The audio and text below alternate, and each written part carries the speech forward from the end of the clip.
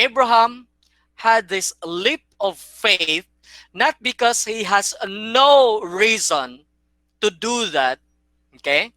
Not because he has no explanation to do that, but his explanation, but his words cannot actually contain the very message of his faith to God.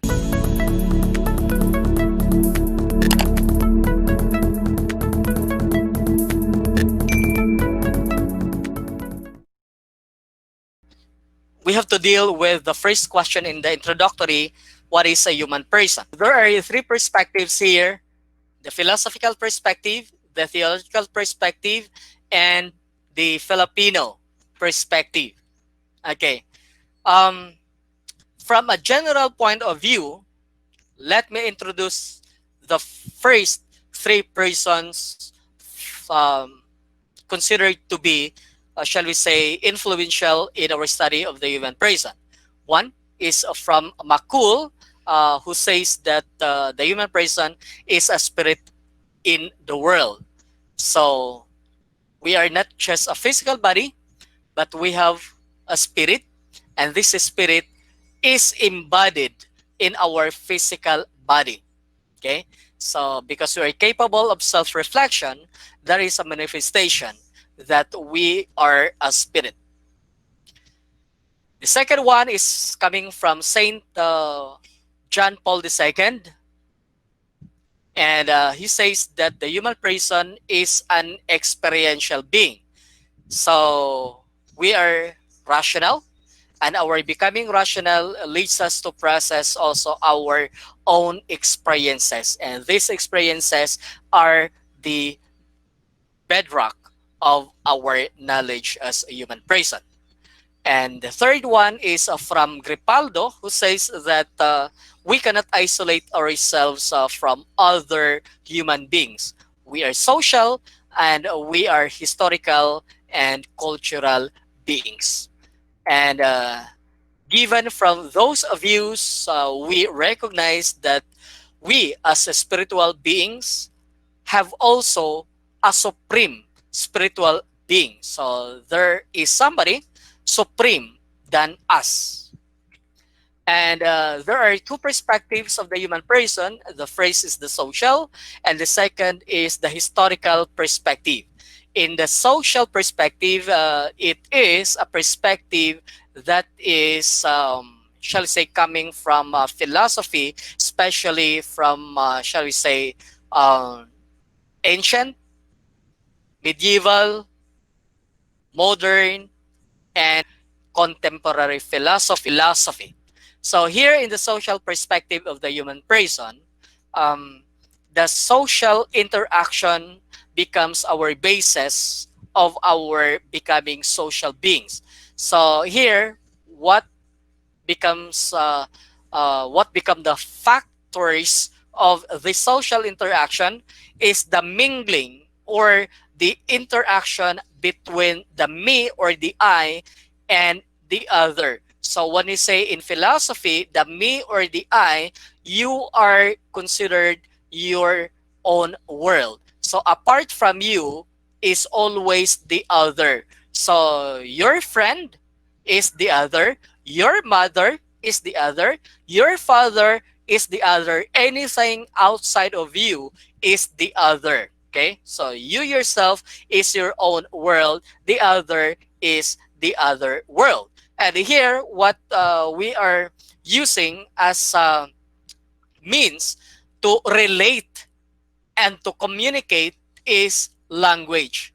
So the I or the me uses a particular language understandable by the other so that they can have a social interaction. Okay? And in the historical perspective, our basis of knowledge here is a human experience. So what is the composition of our human experience is the space and time. And within a certain space and within a specific time, there is a historical event. So shall we say, for example, pandemic 2019. COVID-19 2020. Okay, so when we say COVID-19 pandemic, so the space is the whole world. Specific time is late 2019 to 2020. I do not know if we can still have a pandemic year 2021. Okay, but what I am pointing about is that there is a certain limitation when we talk about historical events. Okay, so like for example, pandemic or a COVID-19 would strictly be during the year 2019, or shall we say up to 2020, if year 2021 we do not have pandemic anymore. So that is the time for the pandemic. Or to make it so particular, when we talk about a certain event, like for example, Marcos dictatorship. Okay, so can Marcos be a dictator in America? The answer is no. Can Marcos be a dictator in India? Definitely no. So Marcos can only be, shall we say, a dictator in a specific place, which is Philippines, and nothing more. So when you say, um, can Marcos be a dictator in 2020? Definitely no. So we are now speaking of a time uh, between 1965 up to 1986. Okay, that is for exclusive for his dictatorship. So definitely he could not be a dictator in the year 1987 or 1964. Okay, so that is what we call historical events, the involvement of time and space. And the result of this is our human experience. Experience, either it is personal, or it, or what we call archetypal. When we say archetypal, is even if we do not we were not born yet during which time that the event happened, but because of the knowledge that we gained from those who experience it during their time, we can still have that possibility of having such experience, and we call that one our human or total human experience. Philosophical view. Okay, so we have four themes here about the human person. First is the human person as embodied subjectivity, the human person as a being in the world, the human person as being with the interhuman and the social, and the human person as a person, and his crowning activity is love, which presupposes justice. So love here is given much weight, and it is supreme than justice, and justice is just part of love. So let us move now to the first one, man, or the human person as embodied subjectivity. So the discussion of embodied subjectivity cannot be possible without going through the ancient philosophy up to the contemporary philosophy. So in the ancient philosophy, the very focus of, shall we say, the study is actually the world or the cosmos. That is why it is called a cosmocentric approach, wherein the human person is not separated from the cosmos, but part of it and with the cosmos. And the main role is to maintain the balance and unity with the cosmos. The second one is from St. Augustine and St. Thomas Aquinas, of which what has been discovered in ancient Greek philosophy is being upheld and being or having an interjection of God. Okay, so God now becomes the focus. That is why it is called a theocentric approach, wherein the human person who is with the cosmos is understood to be the apex of God's creation. The modern is coming from Descartes and Kant. So Descartes had this idea of cogito ergo sum. So cogito, cogito, okay, you can take that down in your notes. Ergo, ergo, and sum, sum. Cogito ergo sum.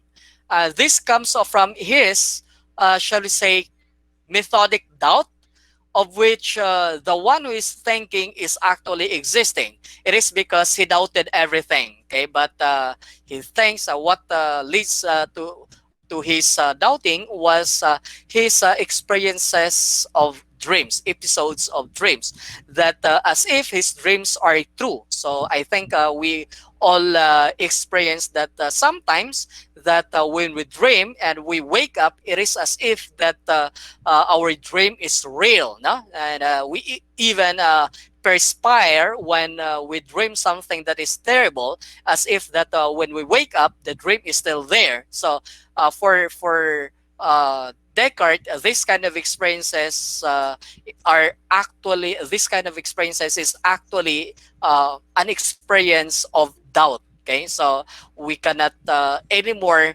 tell whether a dream is true or what is real is just an illusion or something like a dream. So because of this, he said that everything can be doubted. But he is having this thought also that if a dream can be doubted and reality can also be doubted, that as if reality is a dream and the dream is a reality, that all is an illusion, therefore not true. And but to analyze a dream, it takes someone to think.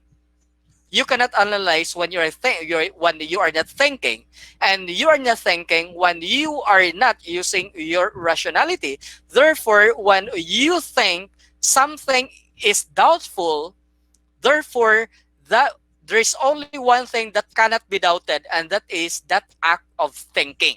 So when you think, therefore there is a thinker, because thinking cannot be done without a thinker. So when you think, therefore there is someone who also exists. So when he thinks, when Descartes thinks, therefore he exists. So he said that cogito ergo sum. So I think, therefore Therefore, I am. Okay, so that is also the basis of Kant, no, Immanuel Kant, in his Ethics and Morality, that he said that the only basis that someone can be responsible and accountable to his own action is reason, okay, knowledge. So without reason, without knowledge, someone cannot be responsible or accountable to his own action, and that rationality is also coming from Descartes. Okay, then we have contemporary philosophies, and this is mostly a reaction from Hegel, and we have one Marx who said that when Hegel propagated something about the importance of mind and the spirit, Marx said no, we cannot um, discount, we cannot disregard the physical needs. And that is why I said that in our, shall we say, society, there are three classes: the elite class, the bourgeoisie, or the middle class, and the proletariat, or the worker, who are mostly poor people. Okay, that it is something like these poor people are addicted to religion. That what makes them poor is adherence to religion, because religion is so concerned with with spiritual matters, like Hegel, who is so concerned about the spirit and the mind. But Marx said, no, we need also to nourish our body. Okay, and to do that, okay, to participate and to be the beneficiaries of the resources of our society, we need, this is what he said, we need to neutralize the elite and the bourgeoisie, and the governing class must be the proletariat. So instead of a uh, triangle hierarchy, it must be an inverted triangle. So those must be on top, must be the proletariat, because they are the ones working for the economy. The elite are just giving capital. Um, the middle class or the bourgeoisie are just managing the capital of the elite, but the workers are the true, according to Marx, the true, shall we say, factors in the economy of a society. And thus, they must be given importance, and they must have an equal share of the fruits of the economy. Okay, so for Marx, religion should not, should not make the citizens of a certain country to be addicted with the spiritual, shall we say, concepts. And what I like about contemporary philosophy is the story of Soren Kierkegaard. Okay, so he said that with all rationalities, with all the concept of reason, there is this one thing that elapses all of them, and this is the relationship with God. This existential encounter of a God is beyond all reason. And he said, this is an experience of a leap of faith, isang talon ng pananampalataya, isang talon para sa Diyos. Okay. How he was able to come up with this principle, with this concept of leap of faith? He said that there are, shall we say, experiences that we encounter that even reason cannot explain. And he made the example of Abraham, that the example of Abraham, that the faith of Abraham is beyond all reason. But it does not mean that there is no reason. The only thing is that reason cannot all comprehend the kind of thing that happens between Abraham and God. That is why it calls for a leap of faith. What becomes the shall we say, the experience of Abraham, that Kierkegaard is considering it as a leap of faith.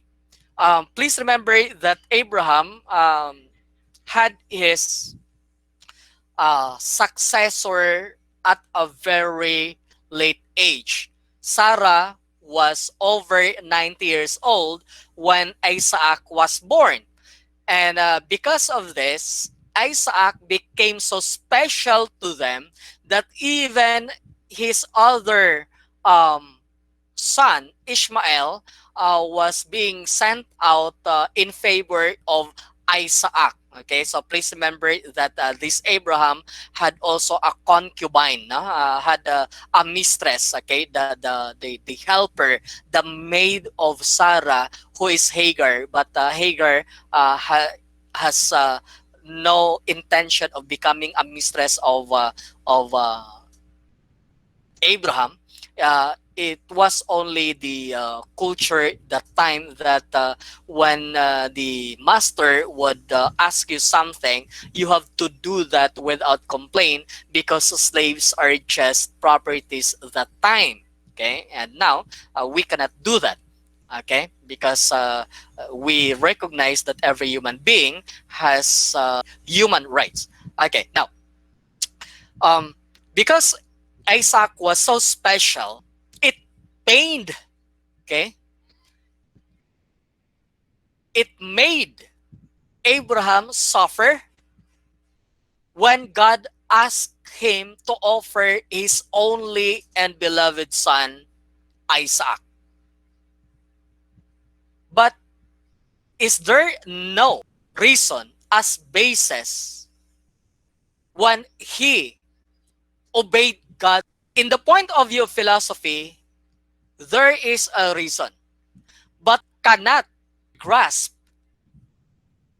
why he has to obey God. But what Abraham knew of God is that God would not let him down.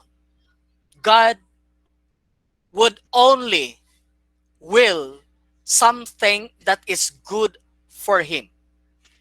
God would not let him suffer. God would not allow pain to be his end. And because of this, he trusted God. He was convinced and he was so confident that what God was asking for him would also be good for him. But the question is offering this Isaac good for Abraham? Yes. Abraham knew who is God, and God knew who is Abraham. By knowing God, who cannot let him suffer, who cannot allow pain to be his end, Abraham cannot explain this to other people. Na para bang something like you have a certain reason in yourself, but you know other people cannot understand that. As if reason is not enough to explain to other people what you have in yourself. And this is the kind of experience that Soren had. Okay? And this experience also of Soren Kierkegaard is modeled from the experience of Abraham. So Abraham knew God would not let him down. So he obeyed God. Okay? And he did not doubt God. Okay? So when God said, offer your son, then he offered his son. So upon acting out to that mandate of God to offer his son, he heard God saying, stop. Do not lay your hand on the boy. Okay? So when he looked around, Abraham saw a ram and he offered the ram to God. So this is what Soren Kierkegaard called a leap of faith. Abraham had this leap of faith not because he has no reason to do that, okay? Not because he has no explanation to do that, but his explanation, but his words cannot actually contain the very message of his faith to God. That is why for Soren Kierkegaard said, in our uh, existential encounter, our encounter of a relationship with God is most supreme than our encounter with the world. Okay? So our encounter with the world, okay, there are things that go beyond reason, and what is required is a leap of faith to God. Question or a clarification? Sir, Yes, please.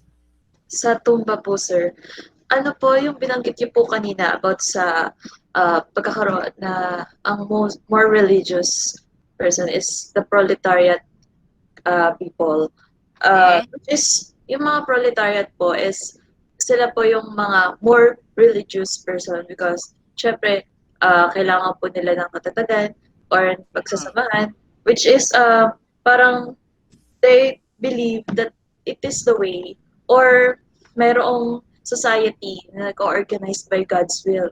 Pero ang ano po, ang argue lang po nito, dun po 'di ba sa Marxism po, ito po Yes. yung sa sinasabi ni Karl Marx. But may nag-argue po nun which is si ano nga 'to, si Althusser po na Mm. sinasabi niya na it is the ideology which is false class consciousness siya na sinasabi na parang halimbawa it is creating mystical fog. Ibig sabihin is parang nilalayo ka which is sa reality na nangyayari. Na sinasabi halimbawa may paniniwala ang mga proletariat which is na hindi naman pinaniniwalaan ng bourgeoisie dahil hindi po pa sila kaya na nila, marami silang pera. Pero hindi na nila kailangan ng religion kasi nasa kanila na lahat. Pero Mm. ang ano naman po sa proletariat is sasabihin nila na God's will, parang halimbawa, sa pamamagitan ng pananampalataya natin, makakaangat tayo sa hirap, ganito, ganyan. Pero di ba po ba, sabi nyo kanina na, dito po sa sinabi nyo na sa 4.1, Marx who criticized Hegel's gay spirit mind and brought it out is dialectical materialism. Parang sinasabi po na parang halimbawa dinidescribe ni Marx na ang religion as a heart in a heartless world. Tama po ba? Parang halimbawa sinasabi niya na 'di ba, hindi naman kasi against si Marx sa mga bourgeoisie, sa mga high class. Pero ang ginagawa is parang nagra-rise up yung mga proletariat against the bourgeoisie sa isang revolution. Ang revolution which is symbolizing the religion. Tama po ba? So parang kasi 'di ba ang sabi niyo po kanina, like yung halimbawa niyo po kay sino na nga po yun, si Abraham, hinanimbawan niyo po na matanda na siya nung ano, tapos sinacrifice po yung kanyang anak. Hindi po ba parang ang sinasabi dun is in a heartless world na parang halimbawa, di ba nawala na po siya ng gana na parang hindi siya makakaanak, kaya nagkaroon siya ng isa pang babae. Tapos, parang sa religion, nagkaroon siya ng heart, 'di ba? Tapos po, nung sabi ng Diyos na isa-sacrifice. So parang yun yung proletariat. Parang sinasabi po na ang ang simbolo ng proletariat is sacrificing everything for God's will because yun yung parang sinabi sa kanila ng kanilang society. Parang ang bourgeoisie is God, sabihin natin si God na siyang nagsasabi ng kung ano yung gagawin. Then, ang representative lang ni nung anak niya is sa middle class. Dahil parang, ay, ito yung gagawin. Siya yung ibinigay. 'Di ba? May mga workers po, yung mga low class, middle class, high class. Parang yun po yung pagkakaintindi ko dahil ang sabi niyo po is this is reaction against Hegel which is against kay Karl Marx sa na theory. Yun lang po, sir. Ano po Okay. ba? Okay. Thank you for a very good observation, and also a very good citation of Althusser, because that is what really Althusser is.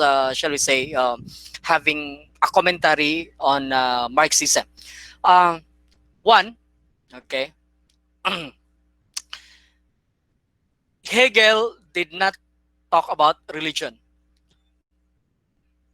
Marx also um, did not talk about religion as the essence of religion. He was only talking about the effect, whether the effect comes from the essence of religion. He is not concerned about it. His only concern is how the influence of religion uh, shaped the kind of life that the proletariat had during his time. Second is the reaction of Marx to Hegel um, was also the very reason why Engels and he himself wrote the so-called the manifesto. No, um, in this manifesto, France was the first uh, imperial nation who also brought capitalism in all over the world. So the French government and the French elite, being the capitalist in the industrial revolution in the 1800s, it was seen, and that is why in the encyclical Rerum Novarum, which we will discuss later on, um, in the industrial period, the workers were the most exploited. So Marx was actually talking about his own experience. What he saw was that the elite were providing the capital, the bourgeoisie becoming the economic managers of the elite, and become the cohorts of the elite in exploiting the proletariat. And most of this proletariat are actually workers in the factories. And please remember, in in the Industrial Revolution, even a 6-year-old kid was hired to work in a factory. So there is the rampant inhuman condition in the factories, and this is where Marx is coming from. His concept of the manifesto, his concept of socialism. Okay, now, um, there was an imbalance of, shall we say, resources. So please remember that in the structure of Marx, it is a triangle. At the top are the elite, which is only a portion of the total population. So for example, in the Philippines, we are 100 million population. The elite are only at the maximum of 10%. Next to the elite are the bourgeoisie or the middle class, which is at the percentage of not more than 20%. Okay, so you have at most 10 for the elite, 20% for the middle class or the bourgeoisie. Therefore, the rest of the population are the majority, and that is in the analysis of Marx, it is the population of the proletariat who are exploited, who are poor, and the benefits are not really that good. Okay, but in the distribution of resources, baliktad naman, no? In the distribution of resources, it is an inverted triangle. Okay? So the structure in society, according to Marx, is triangle, elite on the top. But in the, shall we say, distribution of resources, it is an inverted triangle.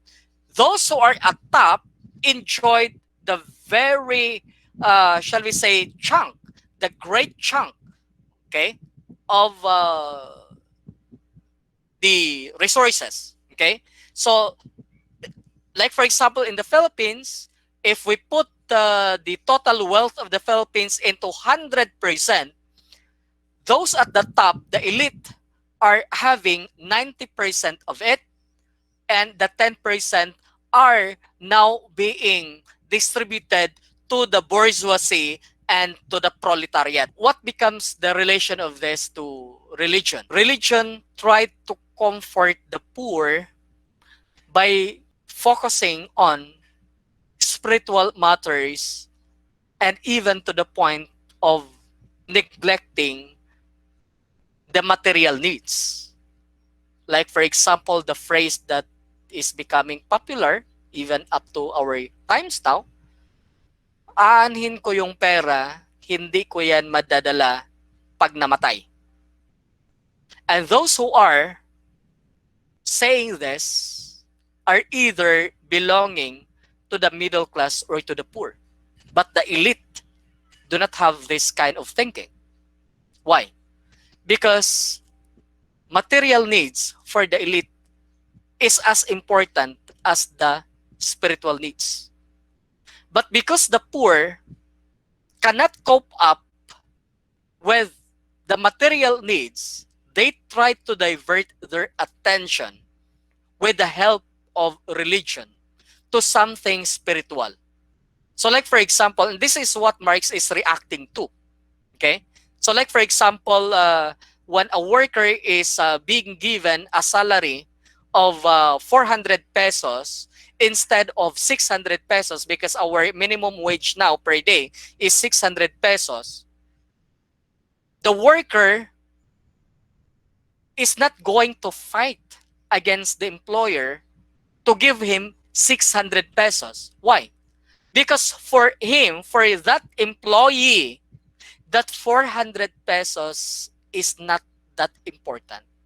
What is important is the spiritual matter, because whatever pain, whatever suffering that he or she experiences in this lifetime would be rewarded with his or her entry to the kingdom of God. Okay? And Mark said, no, you cannot do that. Religion, you cannot do that. You cannot let people think that way because it will hinder their economic growth and their total growth as a human person. Okay? Kaya yung iba, pag palaging ganyan, yung iba, hayaan na lang yan, okay? Ipasa Diyos na lang yan. Doon nag-react si Marx. Okay? But actually, when we look at religion, when we look at God, and when we look at Jesus Christ himself, please remember this, class. Please remember this. Jesus Christ was the first communist. Okay? When communism would be properly understood, when we say communism is for all, that communism must be justice for all, must be equality for all, must be equity for all, then Jesus Christ is the first communist. He fought against the Jews, the leaders of the Jews and the Romans, to let the poor people have their due. Okay? When the Romans and the Jews neglected women because women were not given voice during his time, Jesus comforted the women and even empowered them. He empowered Mary Magdalene. He empowered his own mother, Mary. He empowered a lot of women to take part in his ministry. He did not connive with the Romans and the Jews to say that women are immaterial in nation building. He was the first communist. He founded a group that owns nothing but benefits everything. He had his 12 apostles and he had a lot of disciples, but in them there is no personal possession. Every possession is shared by one another. And that is communism. That is what Marx is actually talking about. Okay? So Marx was just reacting on the kind of trend that Christianity was dealing, okay, to make ease, to comfort the proletariat during that time in France. but it does not say about the totality of Christianity. Okay? So this is it is something like it is bad. Okay, it should not be part of our country. We should not be part of it. But if you believe in Jesus Christ, if you want to follow Him, then adhere to communism because Christ was the first communist. He wants common goods to be for all people. Okay? He does not want any to become dominant. Okay? He does not want to have the elite. He does not want to have the bourgeoisie and neglecting the uh, the proletariat. That is why Saint Basil said, "There is nothing proper for you to be called when you refuse to give your other shirt to someone who has none, but a thief, magnanakaw ka." Because this is the teaching of Jesus Christ. You must give attention to the very least of your brothers and sisters. Okay? And when you do that, you are doing that to Christ. But if you deprive those who have none, you also do that to Christ. And that is the principle actually of communism. Okay? To give, all the goods must be shared in common. Any question or clarification or follow up, shall we say, comments?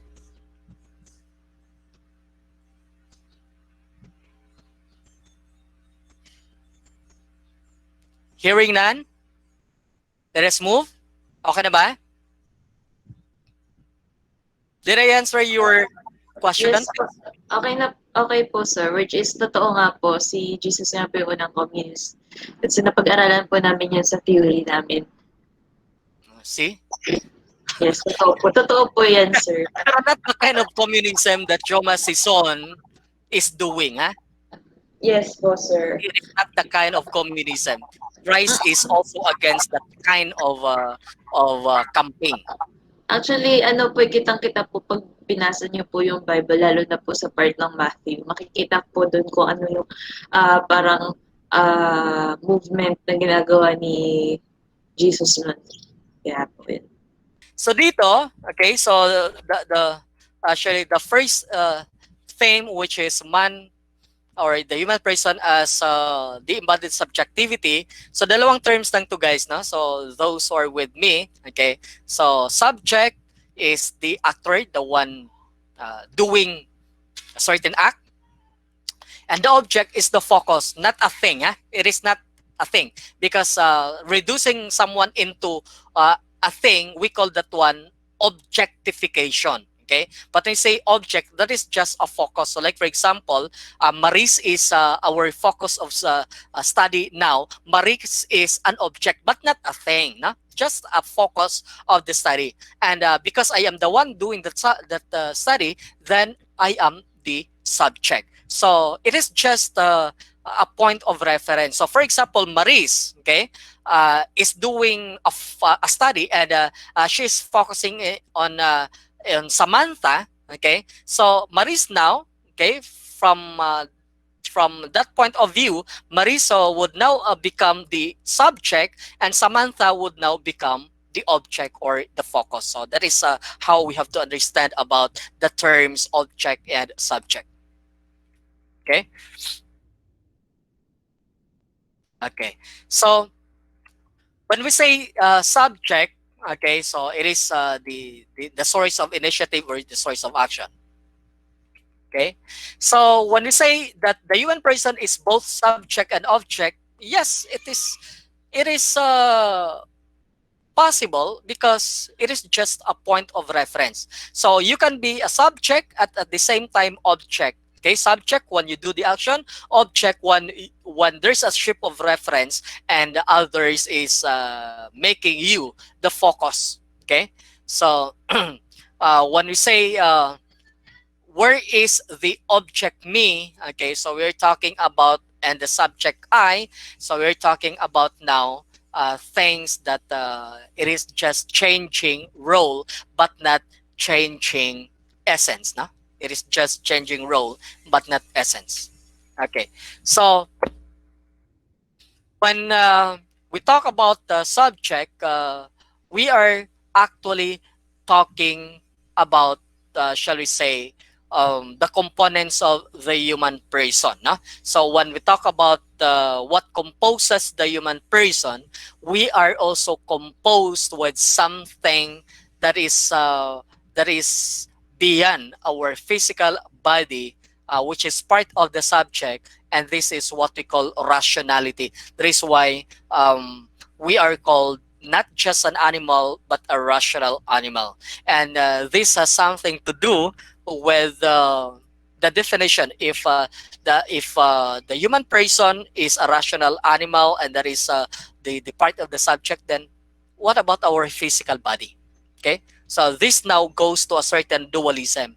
So the dualism of body and soul. Again, please remember that dualism also comes off from Descartes, Rene Descartes. Okay, so it is still part of the Cartesian method. Okay, so we have the body, corporeal, animal, matter, and this is for material aspect. And the soul is spiritual, rationality, and spirit, and this is for spiritual aspect. Okay, but there is a dilemma now. Okay, whether we have to continue using the description of the human person as body and soul, or we have to elevate this understanding into something that is comprehensive. And this is the question now, that we are not just a body, we are not just a soul, but we are an embodied subject.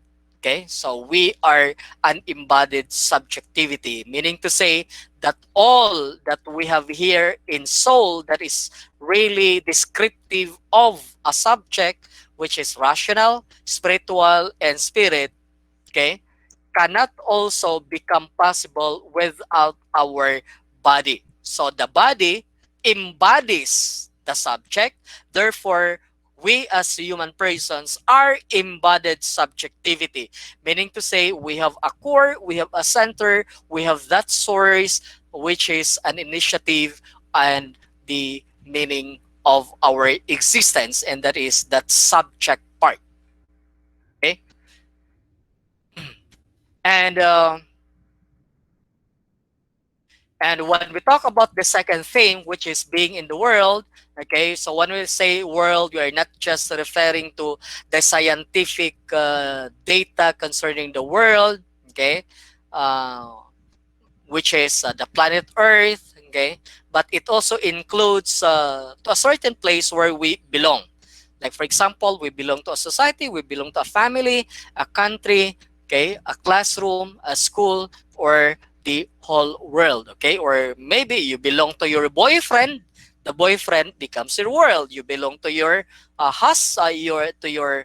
boyfriend, okay, to your girlfriend rather, then your girlfriend becomes your world. So it is the place or to whom we belong to. Okay, we call that one the world. Okay, so when you say being in the world, it is something of you are in that world, but you give meaning to the world, and the world is also giving meaning to you and your existence. Okay, so that is being in the world. So it is something like what are you doing in the world, and what you are doing in the world is to give meaning in the world, and also to find meaning of yourself with the world. That is what meaning, okay, what is human being in the world, which is very different when we talk about being of the world. When we say being of the world, we're talking about situatedness. Okay, so what influences who you are is you're being situated to a certain world. So like for example, you speak Bisaya because you are a being of the world, a being of the Visayas. You speak Tagalog fluently because you belong, okay? You are that human being of the Luzon area. Okay, so that world influences you of your, okay, what you become right now. Okay, so that is the difference between human being of the world and human being in the world. Okay, and when we talk about social change, when we talk about change in society, we have to take note first about what meaning can we impart to the world, and this meaning must be coming from our own self. No? So when the world is so corrupt, when the Philippines is so corrupt, it is just because the individuals comprising the society is first and foremost corrupt. Okay? It is hurting? Yes. It is painful? Yes. Because we believe we are good, but we all contribute to what the society is actually now. Okay? Simple lang, no? Yung pagsimpleng pangungupit natin ng barya sa nanay tatay natin, that is corruption. Yung simpleng paglalay natin, telling a lie, even how light it is corruption. Okay? When you want more and you complain when you receive less, that is not just about justice. That is enforcing corruption. Okay? It will mold you to long for more. And you apply yung kupit and lying, okay, all of those, and later on, you found yourself contributing to the society like that.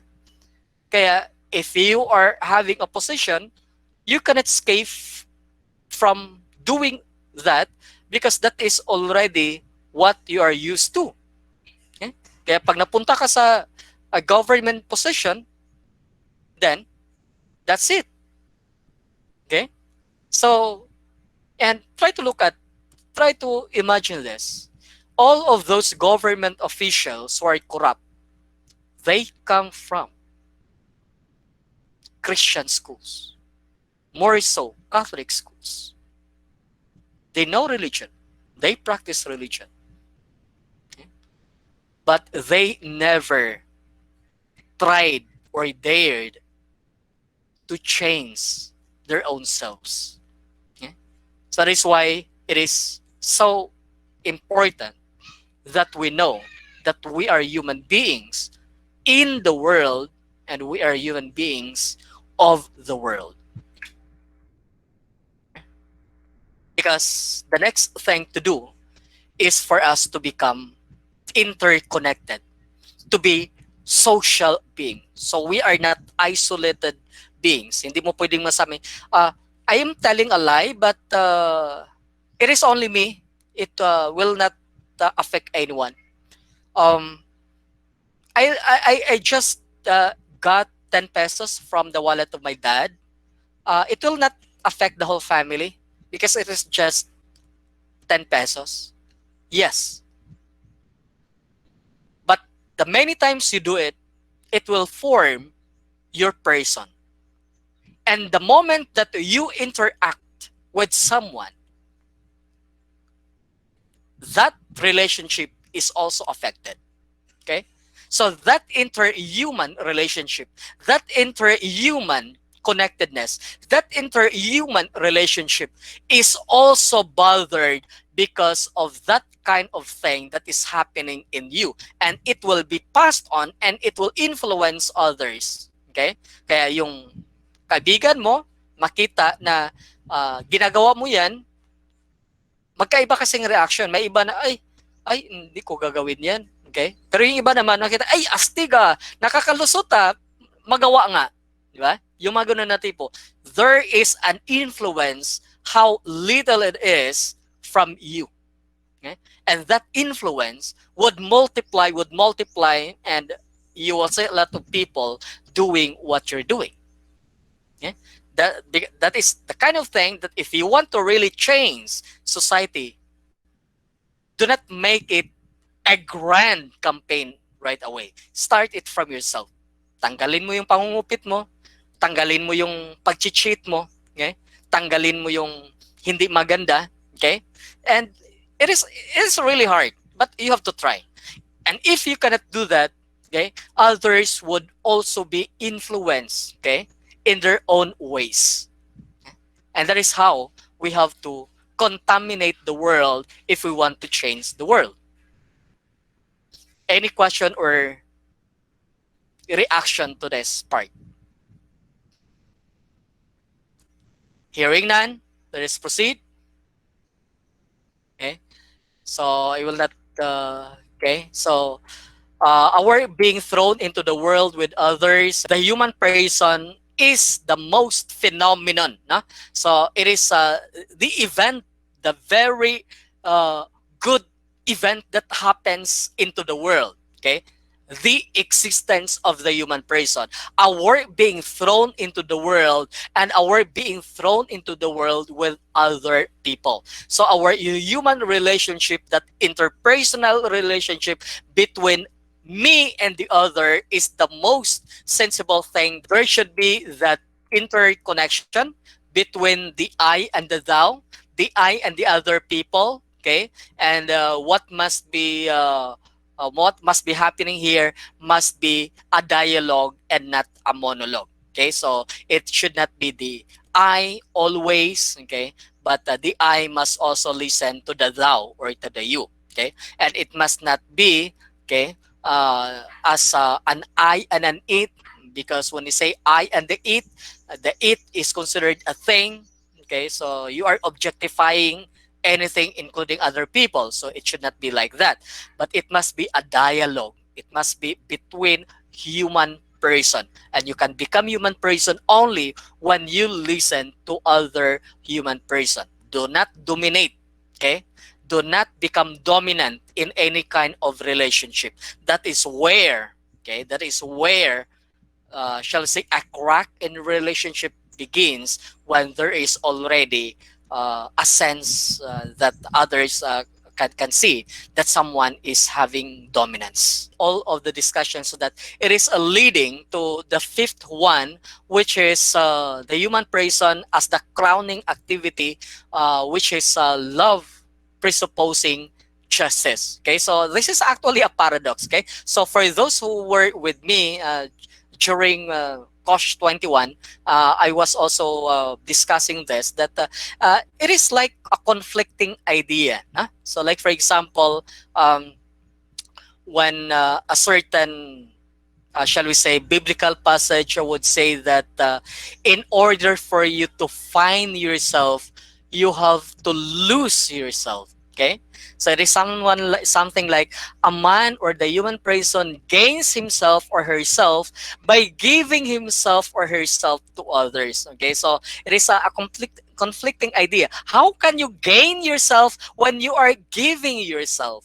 Okay, so there is something conflicting. But what is really nice about this is that this paradox is really a win-win situation. Okay, it is a win-win situation. I do not know if you have read a certain excerpt about the declaration of the Pope Francis. I think that was a month ago or 2 months ago. Okay, sabi ni, um, somebody asked him, um, how should a human person be happy? And Pope Francis replied,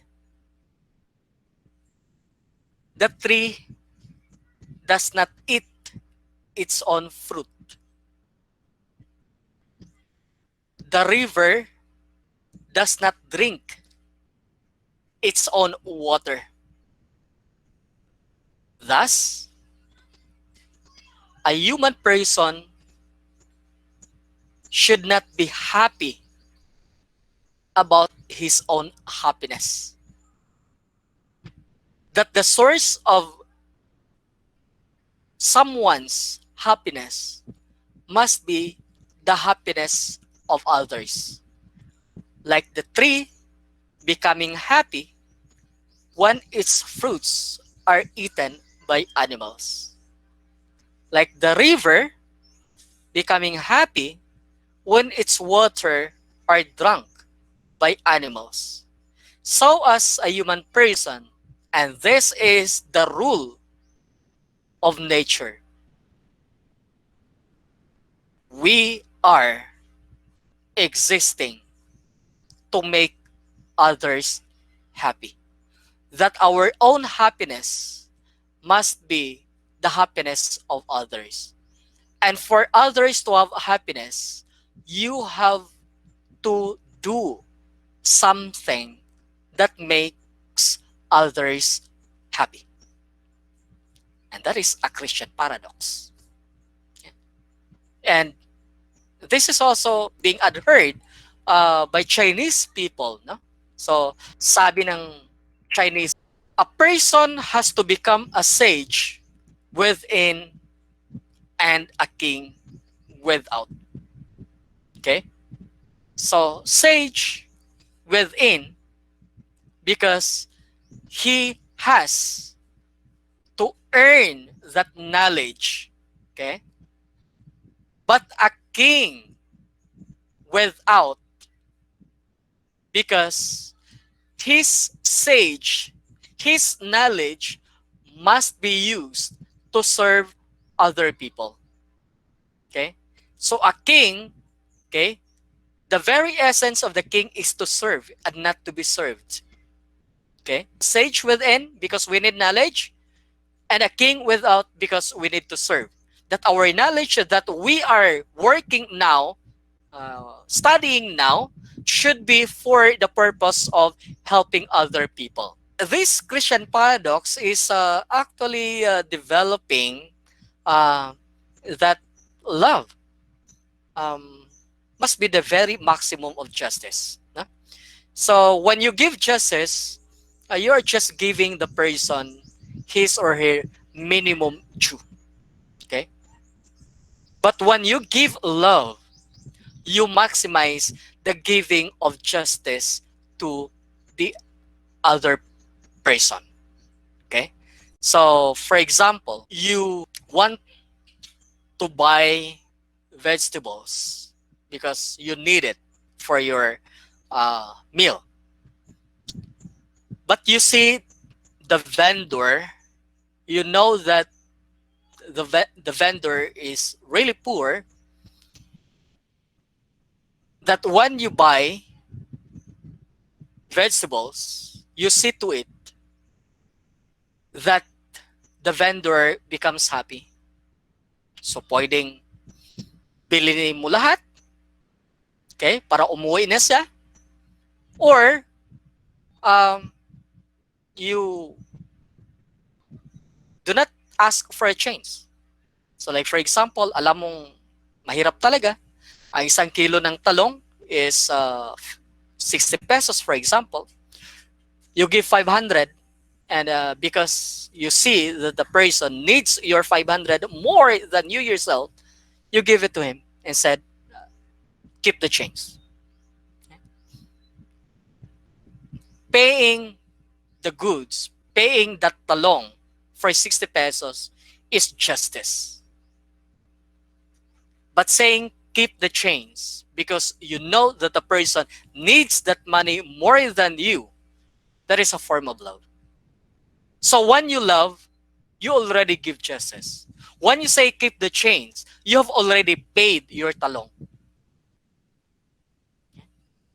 That is why what we have to pursue is love. Okay? Because within love, there is justice already. Love is the maximum of justice, and justice is the minimum of love.